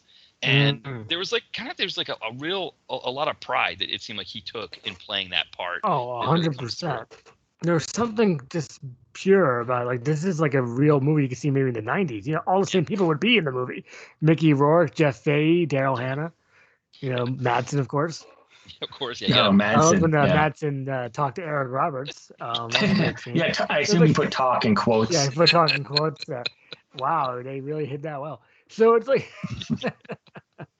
isn't Dominique Swain in it also? Right, Dominique Swain from the Sean Mullins video. She Lullaby? Yes, exactly, Lullaby, exactly. Remember the Sean Mullins, anyway. I guess people were just like, you can only rip off, Lou Reed once, and then that's it. And then you're out. It's like, I'll just go back and listen to the Velvet Underground. I'm going to go back to listen to my Semisonic. Right, exactly, Semisonic. Wow. Isn't that what we were all doing? It could be closing time for this podcast if you want. it really could. That's what maybe I should start playing that for the end. For the close. Yeah, because it's kind of like if you're trying to get rid of everyone, it's like, in bars, they'll like flick the lights. Yeah. Like if you put it in closing time, like the opening guitar part, you say, okay, time for this podcast to be over. Right, exactly. That's when things close, that's exciting when things close. So it's just like, that's a great song, I guess. It's like, there was a lot of those one-hit wonders in the 90s. It was like groups like Semisonic that I think like had like this really big like kind of underground following who just like surface for one song and then come back down. It's like, yeah, they're back down now. Like fastball. There's a fastball kind of falls into that because they're both kind of like these power pop type bands that have other albums and have been around for a while, but then they had that moment on MTV. Yeah. And on the VH1 top 10, number 4. Like, ooh, number 4. Right. Exactly. You get like these other VJs you don't remember their names on VH1 Countdown, but you still watch it anyway because they showed the video. Because TRL never showed the videos. Right. They just yelled. Had some girls like, "I'm from Walla Walla, Washington." Backstreet Boys. I believe they showed like a bit of the video. Right. It was like, it's the number one song is "I Want It That Way" by the Backstreet Boys, and it was just like the very beginning, and then they fade out and they go to commercial, and then it's like reruns of Celebrity Deathmatch or something like that. Exactly. So they don't exactly what they did. Anything to not play music videos on MTV. Anything. So that's why VH1 usually played the video. It's like Well, I think, if I'm not mistaken, I believe The Way by Fastball won a Grammy. Oh, didn't know that. I think they're a Grammy-winning band. I believe that song won a Grammy, or at least was nominated. So, I don't know if that would have happened if MTV didn't kind of promote that. Yeah. Yeah, well, because they had what they called the buzz clips, I think. Oh, yes, buzz clips. TRL. It's in the buzz bin. Yeah, I remember when Buzz Clips jumped the shark when Ricky Martin's Living La Vida Loca was considered a Buzz Clip. Buzz Clip. I think that was it. There was no more Buzz Clips after that. They destroyed it by doing that, I think. But groups like Fastball, yeah, what was Counting Blue Cars, Dishwalla? That was Dishwalla. Yeah. Yeah, there's a lot of those. I mean, you could go to, that was, I think that was like before the U.S. had the whole, that was like when the U.S. was just starting to do like kind of, our music tastes were getting into more of the pop stuff, and like there's all the more like the whole now that's what I call music thing had come over from England, and people were just buying those things and just buying the hits. Yeah, I think now it's still around, right? It's like now 50. That's right. Yeah, I think you're right. I think now is still around in some form or other. Yeah, I mean, what? How does that work? Do you download now, or do you? That's a good question. Yeah, I guess there's still CDs of now. Yeah. My nephew, it's like he's 16 and he loves like going to, or he's 15 actually. He's 15 and he loves going to like I went when I was up visiting my family in New England. We went to that Bull Moose record store. And, Bull Moose. Yeah. Oh, it was kind of fun to see it because for him it was, I don't know if I'd say it's a novelty, the idea of physical media like that, but he just liked to, it was kind of cool for him. Like, yeah, he actually buys CDs and stuff like that now, whereas I'm like, I just want to listen to something. Like the novelty for me still hasn't worn off, that whatever I want to listen to, I can just go onto Spotify and pick the song out. Well, I guess it shows it's going the other way. If you have all that convenience, maybe you want the physical media. Maybe it's coming back around. That would explain the popularity of vinyl. Yeah, it's funny, we talked about this right at the beginning of the episode. I know, so it's just full circle. Come full circle. That really is full circle. That's amazing. Yeah.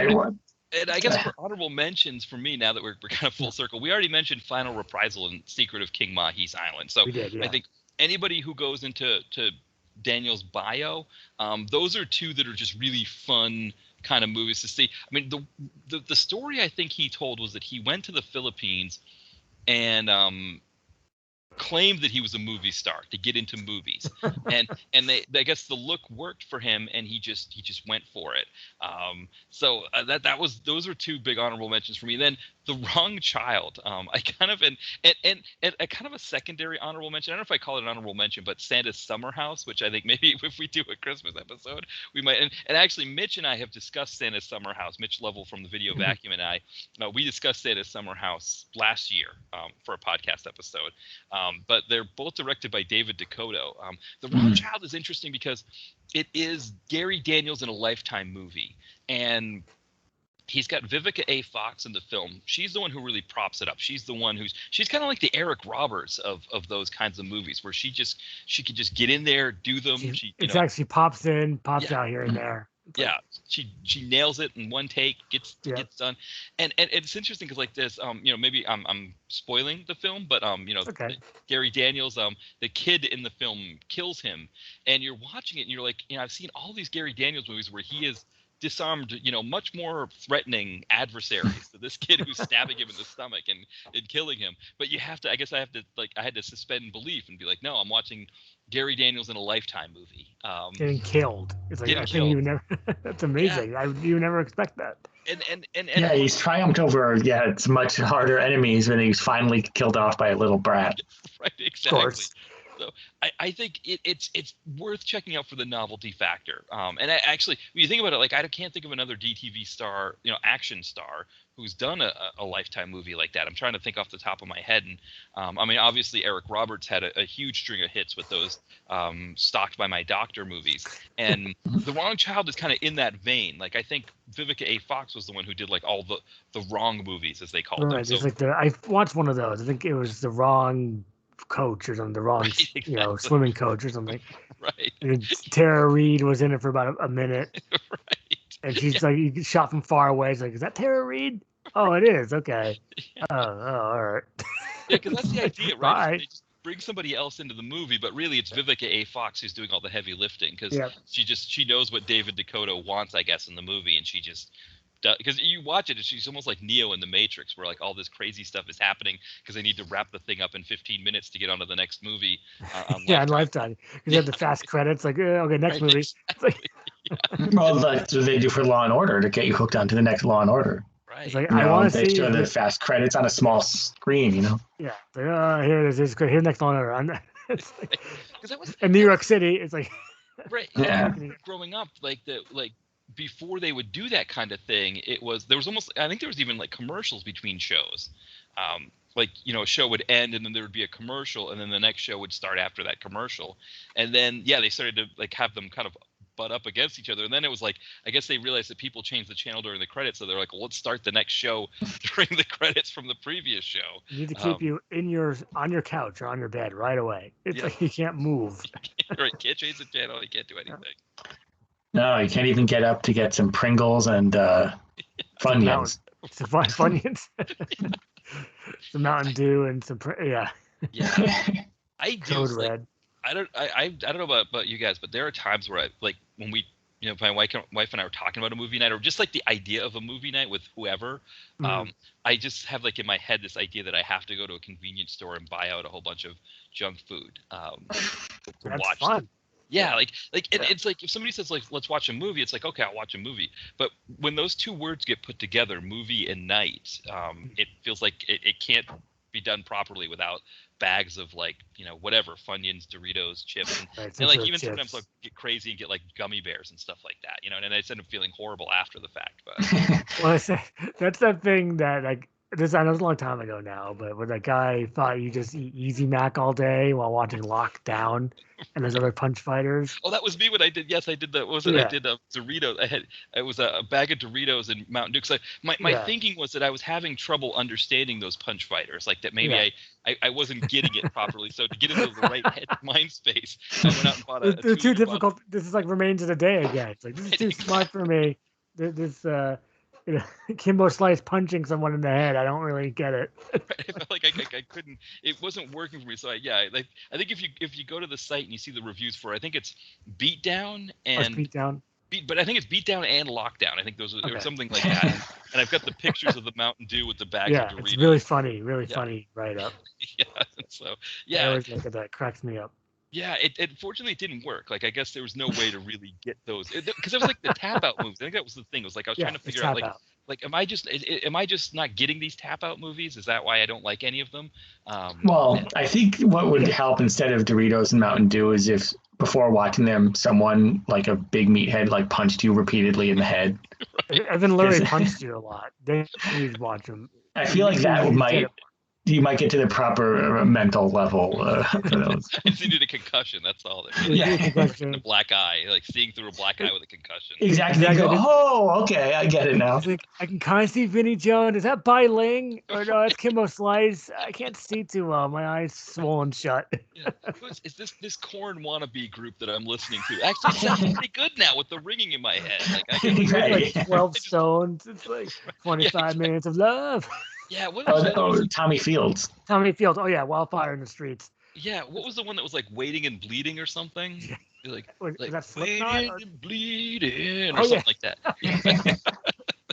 And then there was always like the rapper because they always try to do the Linkin Park thing where it's like the one guy singing and the one guy being like blah blah blah blah. Yeah, that was Tommy Fields too. It's like I can't. It's so because they reused that Wildfire in the Streets for several of those. Is my understanding. But I watched them. I haven't seen some of them. A lot of them. My brain cells haven't really returned from that. So that's yeah, those movies were like, oh man, it was it was like it was kind of the idea like we talk about, right, where they would just like load up on UFC stars and put them in these movies and. Yeah, it's like, oh, well, let's see, and they were all come out on Netflix, and I was like, okay, well, I'll review them or whatever. And they were just like, man, there's like nothing good here in this movie. It's like these Hector Ectavaria movies, like Never Surrender, or whatever it is. Right. But then they usually get at least one name, don't they? Like, Ty, didn't you say like Nick Mancuso was like really good in one of them? Oh yeah, he was one. I think he was Never Surrender. He was really going absolutely out crazy. He was the bad guy, right? He was the bad guy. He was spitting. He was like spitting. He was one of his best in Stingray. So yeah, sometimes you're right. Like sometimes when you get like that one person on the thing that like, yeah, sometimes they can it can be enough to have like a little bit like that helps. Yeah, a really big help. You know, Heath Herring is not going to be that big of a draw, but Nick Mancuso. It's like, yeah, I think the people that make those things are smart enough to know that, the meathead of the week is not quite enough. That you need to back them up with someone with a little more, of a resume. Yeah. If you get Nick Mancuso for a day's worth of shooting and just, put him in the... put in some Russian guy. I'm going to have to rewatch it. Oh, really? I thought your brain cells haven't recovered. You want to lose more? That's right. I think, all right, maybe not. Maybe in a couple of years when they recover. But it's been about 10 years. So maybe it's like... Maybe you're due. I know I'm due some that. We always talk about sort of like where the DTV world has fallen from what it was. But we think of this time, with these Daniel films, it's almost like kind of that's when the end of the wave crests, right? The end of the 90s. Like, I think these Daniels films may have been the last really, really great ones that when you do like a, whenever we do like a best of list, 98 I think is Recoil. That's kind of you're kind of getting like. Yeah, that's That's a good point. Actually. Yeah, that is a good point. Yeah, I think Daniels does represent the last kind of peak time for DTV. Because as a general movement, I mean, yes, there have been good individual movies throughout, but yeah, as a kind of a wave, I think that is the kind of the end, and maybe that's why people have such fond memories of Gary Daniels, because typically you associate him with that quality level. Yeah, it's pretty good quality overall. Same with Lamas. He kind of fell off after 98. Yeah, a lot of people did. It's not even their fault. It's just how it goes. Unfortunate, but see, we still have the great memories, and you can watch them at any time. Right. Well, yeah, you can watch Viper jump up and have this amazing vertical leap. How do you do that? And he's never done it again in the movie. So it's not a big deal. No, it's the automatic number one movie. Yeah. We already talked about that. It comes out of nowhere because most of the time, right, the hero just dives, kind of laterally, right, to get out of the way. And it's just sort of that's what we're expecting when we watch that scene. And it's just almost like he just decides, like in his head, like, oh, I'm just going to jump over. And he doesn't just jump over the car either. He clears it by like a good... a lot, way more than he needs. Like a lot. Like the car's already gone like a half mile after he's done jumping. Yeah, he's like in the sky. Yeah. I mean, I think... I'm trying to remember if we did mention, because we did do a Lamas list. We did do a Lamas. Oh yeah, it was a while ago, and I think that was that really kind of crazy episode, wasn't it? When I was talking about like banana, like Mako in a banana costume. Mako in a banana suit, yeah. It was the wrong movie, and it was just like. So yeah, we this is kind of well covered territory, but it can't hurt to mention Viper every now and again. Or Bad Blood. People could probably find under Bad Blood. Yeah. Right. That was one of the first Netflix instants that I watched. Oh yeah, me too. Viper. It's like, what? This movie's awesome. He just kills everyone. Just a cool jump. What a movie! That's all you need. Instant was good at that time. It was good. Well, they had all this kind of junky stuff, as Time might call it, just unusual stuff like David Heavener movies, and not like today where they're trying to promote kind of their own material. They had all this. Yeah, they had like crazier material. Yeah, they had it for a couple of years. Then they went legit. Mm-hmm. I think a lot of this stuff can now be found on Amazon Prime. They pretty much just moved over to Amazon Prime. Right. But see, Prime would, well, actually, no, I was going to say, because Prime, they have them and then they get rid of them. But actually, Netflix used to do the same thing. I remember I used to do these, like, because you'd go into your queue and it'd say, like, leaving on this date. Yes, I used to say that. I remember, I think it was Starz. They had a contract with Starz when they first started doing streaming.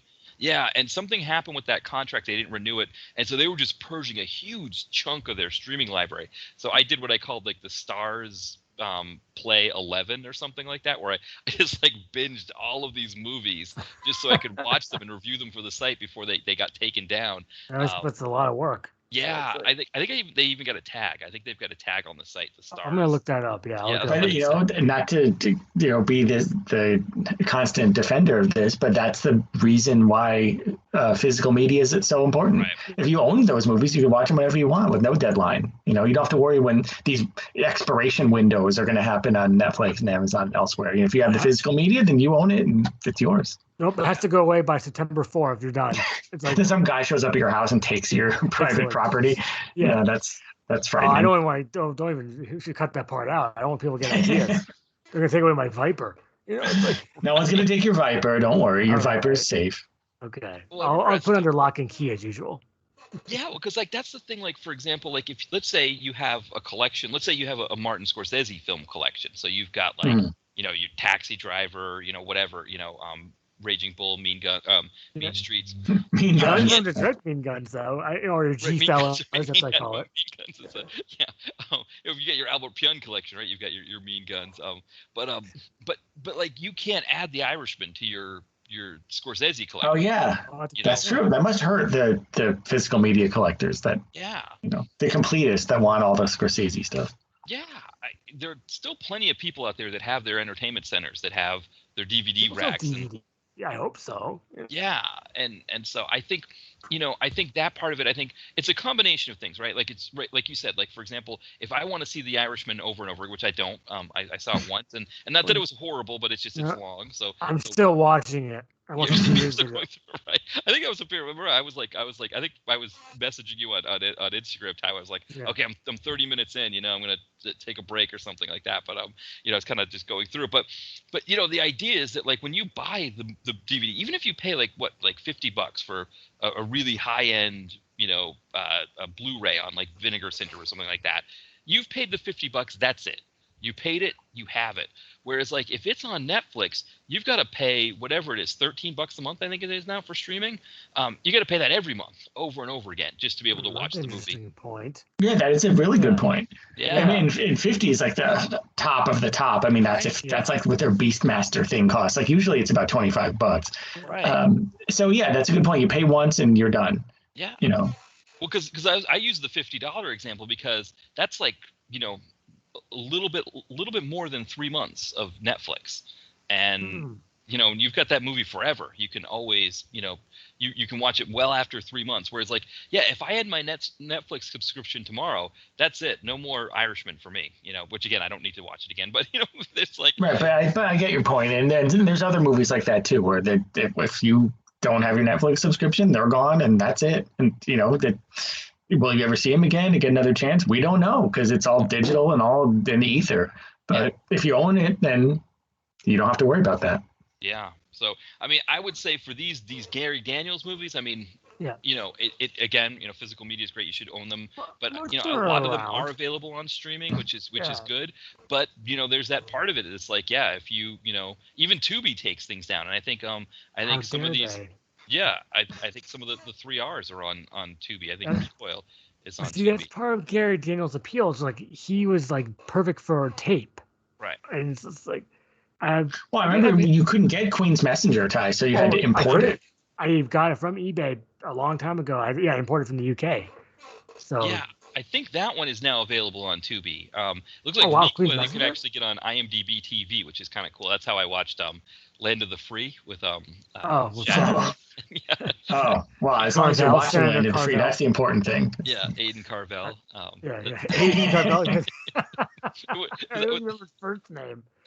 I think it was Aidan, right? I think it was Aidan. Aidan Carvel, yeah. Yeah. I mean, at that time, Aidan was not a very popular name for kids. Now I think every parent names their kids some combination of Aidan, Jaden, Caden, or or Dakota. Dakota, right? Dakota / Gallagher. Right, exactly. Very popular name for parents. But yeah, I mean, I think as far as reviews that we've done, I think we really like that one that we did, or that I wrote for Land of the Free. Yeah, it's a funny one. I mean, it was a hit when we watched it with our friends. I remember that. It was just because Shatner, it's Speakman and Shatner. You can't go wrong. And they're both looking a little chunky. Yeah, look a little, especially Speakman and especially Shatner. Yeah. His last name is Carvel ice cream. So. Right, because I was trying to remember. Did we talk about this? I thought we had a conversation about Carvel ice cream, where you can get Carvel ice cream still. I think we talked about Speakman. Yeah. Did we do a Speakman episode? Is that what it was? Trying to remember. We did do a Speakman episode, so it must have been. On the Speakman episode.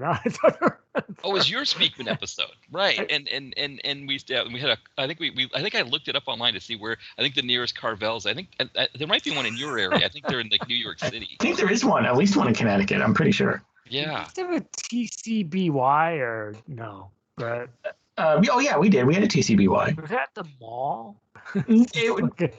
We were talking about Gary Daniels, but now we're talking about ice cream. No, it wasn't at the mall. I know where it was, but I won't bother telling it on the podcast because that's just for everyone. I'll tell you later. It's so it was, yeah. I mean, the mall TCBY was it was an interesting because it was like usually at the mall it's like usually you're gonna get like junk, or at least for me I'd want to get like junk food or something, and like whether it was ice cream or like frozen yogurt like that, it was a bit of an investment or a bit of a commitment, right? That I'm going to be walking around the store with this ice cream. There's the other part of it too that like you can't go into most shops with the ice cream because they're like, oh, yeah, you can't have that in here. You gotta, They'll drip it all over the place. Right, exactly. So Michael Madsen's now the get off this girl. That's not ice cream. Well, yeah, you can't go into the sharper image with your TCBY because it could, drip on the so rotating love seat or whatever it is they sell. Right. Whoops! I spilled my chocolate ice cream. Right.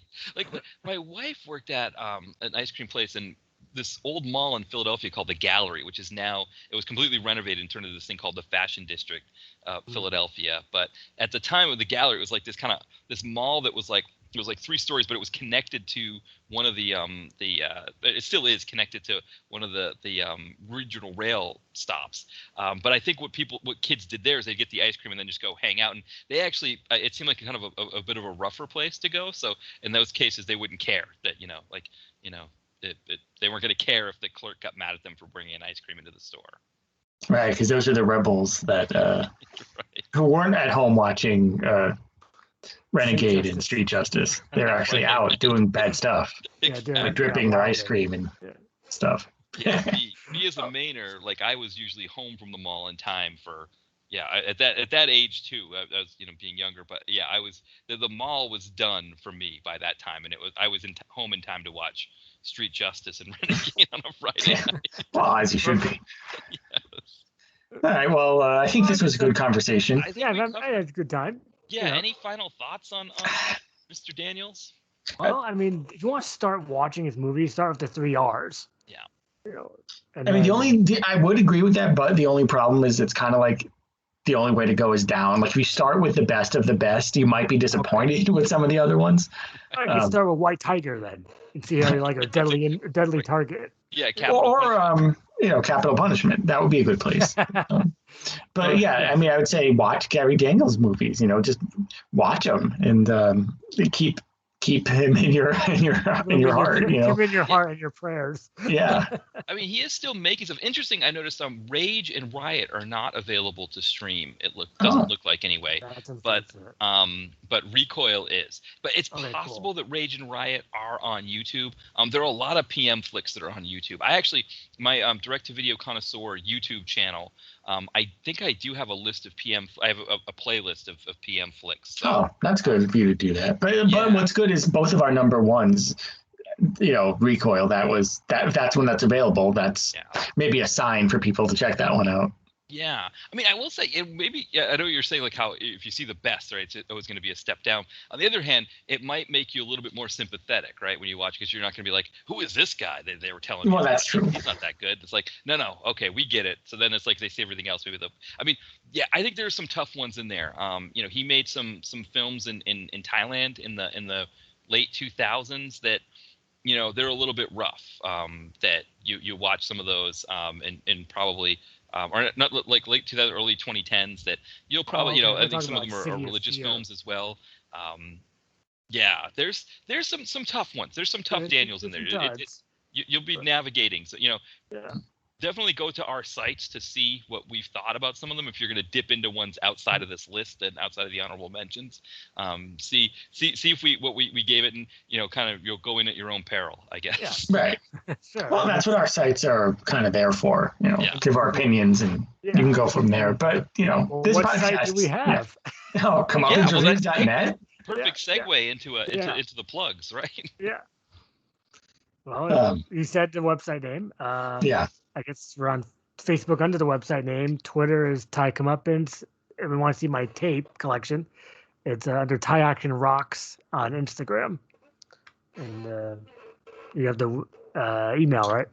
Well, I mean, I don't know if I need to give out the email on his, his show, right. but I will say it's CR Podcast at yahoo.com. Right, and so used to saying the plugs, Yeah. Well, no, definitely a reminder too that there's the site ComeUppanceReviews.net, and then the podcast, which you can get on. Yes, it's on pretty much all the podcatchers. I think most people listen to it on iTunes, but it's on all your favorite podcatchers.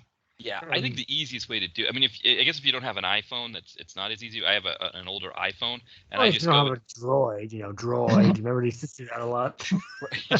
Yeah, because I think you can get an iTunes app for Android too. I think maybe. Wow, that's a nice circumvention. Wrong, but it's like crossing the streams. Ghostbusters. You're like iTunes, huh? You put it on your Droid. Exactly. But I mean, I guess you guys are on Spotify because that makes it easy, right? Because I for me, it's like, I go into my podcasts because I usually listen to podcasts at work and things like that. So I just, go, or while I'm cooking dinner or whatever. And so I just go in there and it's like, whenever your new podcast goes, it just, there it is right there. And then Comeuppance Reviews, just click on it. And we have one tomorrow, actually, if you're just. Yeah, we were bi-monthly, and so on first of the month, which I don't know when people will be listening to this, but on September 1st, we will be posting our new episode. Yeah, I don't know if this is going to be up by September 1st. I probably should get it up soon, considering it's been so long since I put a podcast up. So, we'll probably get it sooner rather than later up there. But we'll see. And what are your plugs? Yeah, so for me, it's kind of the usual. DTVconnoisseur.blogspot.com. That's the site. On the main places, it's either DTVC or DTV Connoisseur. That's probably where you can find most of it. And then, of course, the novel Chad and Accounting is still available. I've also just released a new one, A Girl and a Gun. So I got a new novel. I'm waiting to see the author's copies before I really get out there and push it a lot because, but I guess if people bought it now, they'd get a collector's item if I actually have to go and correct it. But it's cool. You have a new novel. That's pretty awesome. Yeah. So I just published it last week. So I just put it out. So it's kind of just marinating a little bit right now, and then I'll kind of do a little bit more of a full steam ahead kind of tell people about it kind of thing. That's great. Yeah. So I guess, thanks again for having us. Thanks for having us. Yeah, thanks again, guys, for being on. It's another fun time as always. I just realized I think the last time you guys were on was Ginty. So wow, Ginty. Wow. It's been that long. Wow, really? It's been that long? That's crazy. So wow. Sorry. Yes, Owen. I heard Owen before. Yeah. I know. Your second Owen. Yeah, I think that was when I said you guys have the record for most podcasts. Yeah. Owen made an appearance there. But you'll have to be back on our show soon for No Subject Part 3 or Leo Fong. We're working on Fong, Yeah. Fong, I think, is something that we could definitely. There's a lot to mine there with Leo. Yes. Like I said, we'll give you some more time to watch some more Fongs, and in the meantime, we'll do No Subject Part 3 because from what I understand, those are some of our very popular episodes. People seem to really like No Subject. Yeah. So, I can go around part 3. It's crazy. So many imagination runs wild. That's what's so fun about it. I think it's what happens when we start riffing, and it just kind of goes from there. Yeah, people like that. I mean, we all enjoy it, but I guess people like to listen to it too. And maybe they figure other podcasters, they have to follow these certain rules, and this has to happen, that has to happen. Maybe they like the freedom of it. There's no rules.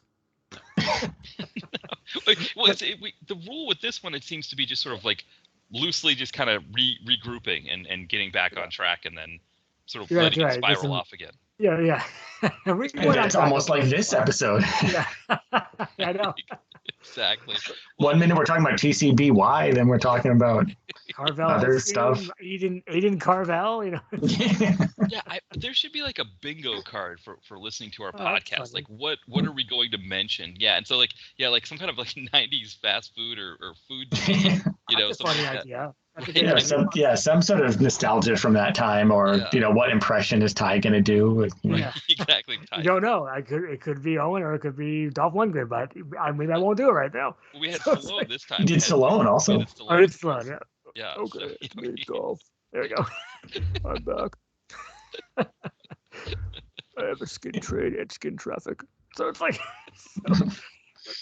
we'll let you go. I think this is hit rock bottom. So we're back to rock bottom. Okay, no, but it was good to be back. Thank you guys again for coming on. Oh, no problem. Anytime. We'll talk to you soon. Talk to you soon. Bye, everyone. Bye.